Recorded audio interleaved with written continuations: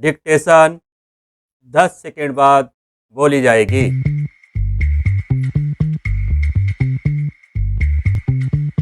5 second. Ready, start.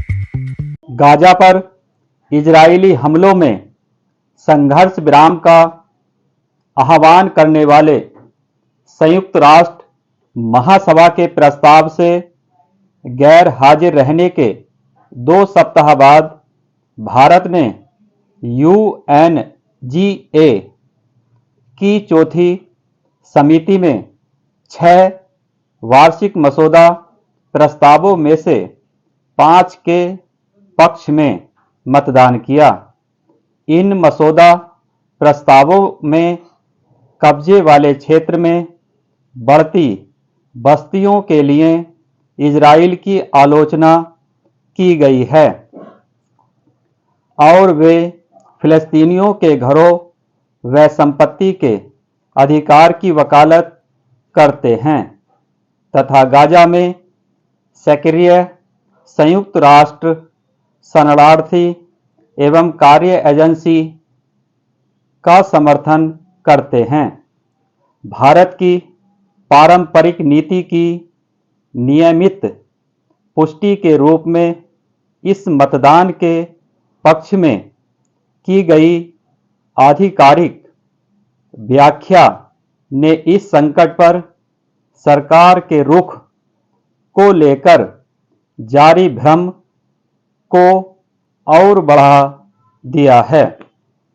अक्टूबर में UNGA के मूल प्रस्ताव पर मतदान की व्याख्या में यह कहा गया था कि भारत ऐसे किसी प्रस्ताव के पक्ष मतदान नहीं कर सकता जिसमें हमास के 7 अक्टूबर के हमलों की स्पष्ट निंदा शामिल नहीं है। हालांकि इन 6 प्रस्तावों में से कोई भी दरअसल 7 अक्टूबर के हमलों का उल्लेख नहीं करता है। इनमें वह प्रस्ताव भी शामिल है जिसमें भारत गैर हाजिर रहा और जो अधिकारों के उल्लंघन के लिए इजराइल की जांच करने के बारे में चर्चा करता है।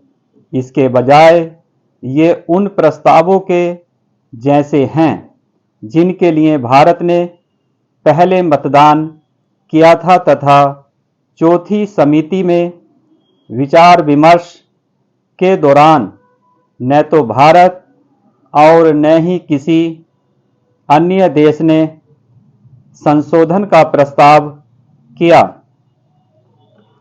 दरअसल इजराइल के दूत ने इन इजराइल विरोधी प्रस्तावों को खारिज करने की मांग की क्योंकि उनमें वर्तमान स्थिति का संदर्भ शामिल नहीं है। क्यूबा ने तर्क दिया कि इन प्रस्तावों पर मतदान होना महत्वपूर्ण है, लेकिन उनमें 4000 बच्चों सहित मारे गए 11,000 से अधिक फिलिस्तीनियों और लगभग 10 लाख विस्थापितों का संदर्भ भी नहीं है।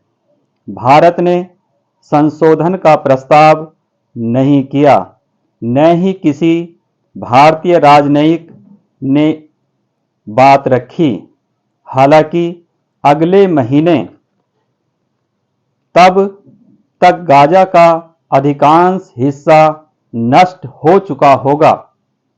यूएनजीए द्वारा इन प्रस्तावों को मतदान के लिए रखे जाने के दौरान एक लंबी व्याख्या की उम्मीद की जा सकती है।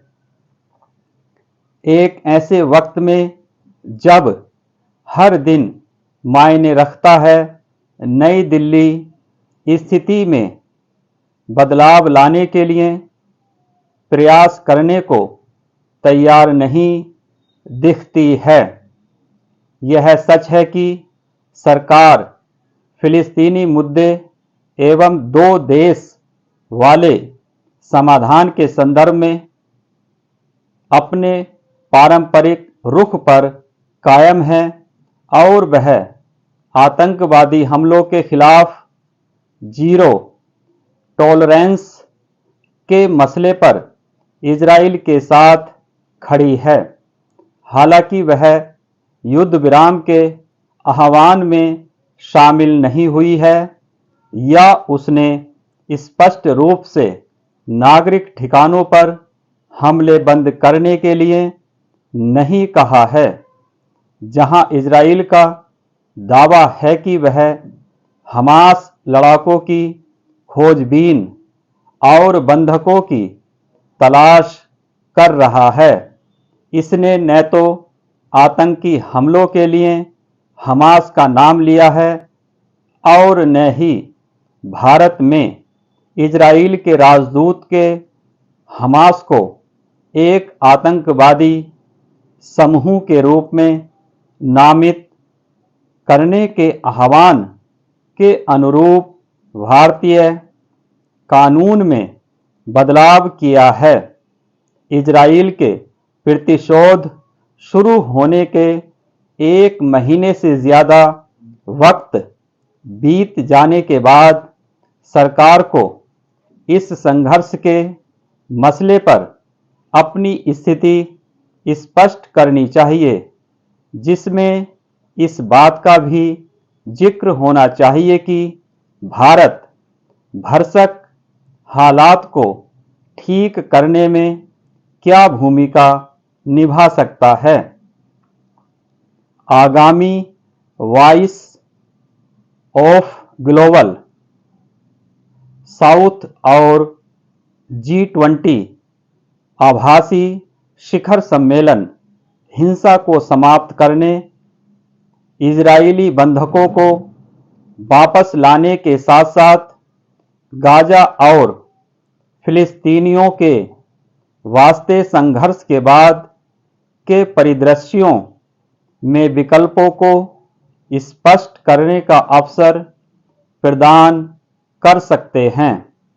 कभी ऐसे मुद्दों पर सशक्त और संतुलित रहने वाली भारत की आवाज़ की जगह व्यावहारिक चुप्पी नहीं ओढ़ी जानी चाहिए। स्टॉप।